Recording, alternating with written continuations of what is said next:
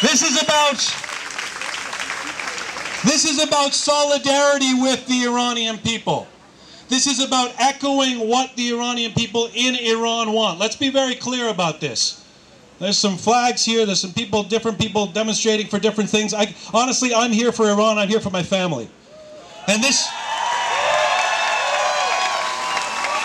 is about self-determination for Iranians. No one should be calling for or imposing any kind of change on Iran from outside of Iran. The Iranian people can handle it. The Iranian people can handle it. They're doing a pretty good job of staying resilient right now. What we're here to do, regardless of religious affiliation, regardless of political affiliation, what we're here to do is say, we are here with you, we won't abandon you, we support whatever you want for Iran.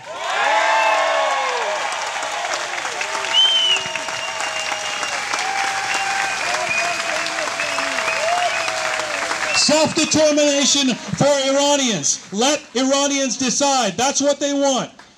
We don't have to impose change. We cannot dictate change. Let's just address some, I just want to very quickly address some myths here. The first time I spoke at Mel Asman Square about, I don't know, a month and a half ago, and I talked about some myths, and at that time, it was just a few days after the election had happened, and the myths at that point were things like, was it a fraudulent election? Which I think we've all learned. The answer might be yes, yes. But there are some myths that are prevailing now. And sometimes these myths are used to undercut the energy that fuels this kind of movement around the world. One of the things that is said to us is, well, why Iran? Why should I care about Iran when there's human rights abuses happening in the rest of the world? And that's not an illegitimate point. That's a very good point. There are human rights abuses happening around the world, and we should care about them, and we should stand against them as well. But what is happening in Iran, and I'm not just saying this because of this is my background, we know, political science students, history students will know that Iran is it's a particularly important country, politically, economically, and socially in the Middle East. What happens in Iran is going to affect the rest of the world. Further, it's a blueprint. Sure, okay. It's also a blueprint for how change is happening around the world. These statistics are thrown out. About 70% of Iranians being under the age of 30. Think about what that actually means. Think about the fact that 50% in the Middle East are under the age of 25. What these people are doing, the change that young people want in Iran is unstoppable, and no old bearded guys are going to be able to stop this. The majority will win. And what young people want in Iran and the Middle East is going to eventually take precedence. من اینجا هستم واسه 5 دقیقه. من دعوا با شما ندارم. اگر میتونی این پرچم‌ها رو پایین بذارید مرسی.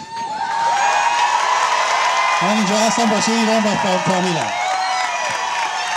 You can put them back up. You got the rest of the day for that.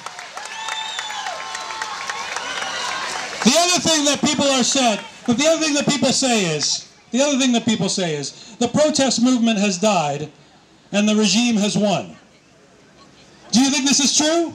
No! Do you think that the Iranian regime of Ahmadinejad is actually going to win? No! Do you think that democracy can any longer be undermined in Iran? No! I don't think so. And in fact, this morning, if you read in the news, there continues to be dissension within the Iranian government, within that regime. Ahmadinejad's deputy that he wanted in there has just resigned based on what Khamenei wanted. It's impossible to keep track of this stuff. They can't keep it together. Religious leaders like Rafsanjani, Khatami, have said that this government is illegitimate. The vote was illegitimate. Khatami's called for a referendum. Rafsanjani said the government doesn't even stand anymore. This is not going away. The protests will continue.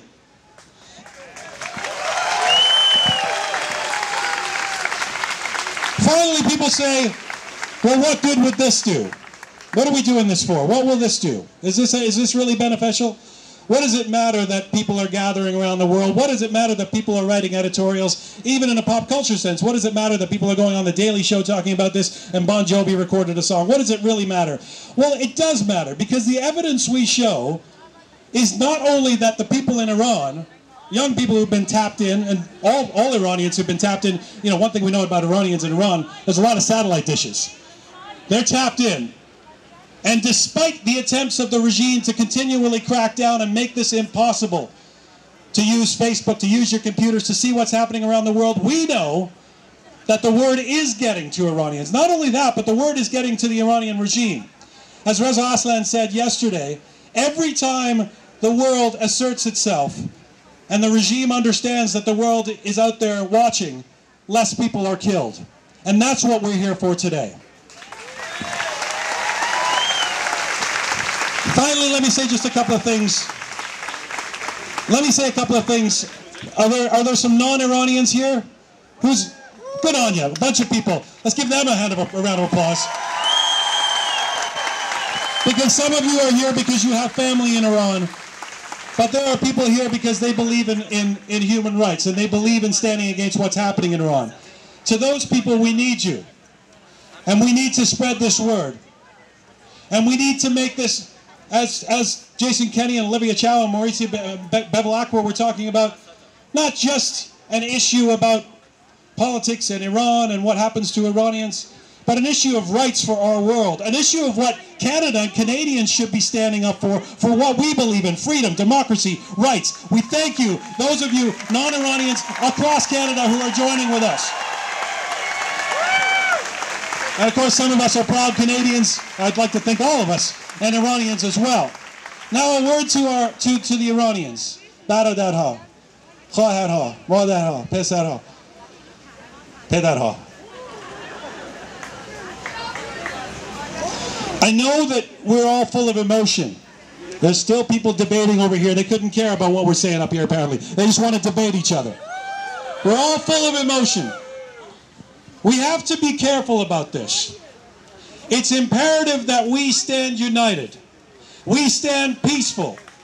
It is imperative that we speak with one voice, and that is support for the people in Iran for what they want.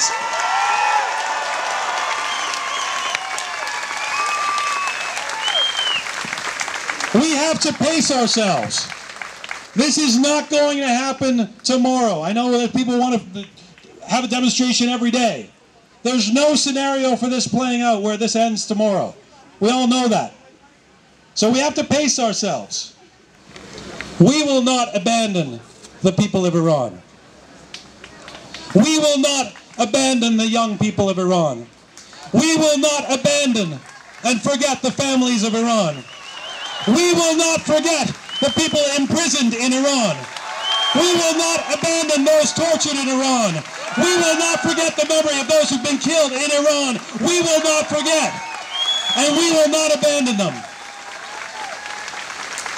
And to echo the words of those in the streets of Iran who so bravely have been standing in the face of tear gas and torture and saying, Natasid, Natasid, Ma Bahame Bahem Hastin, we are not afraid, we are not afraid. Together we are united. The whole world is watching. Thank you for coming today.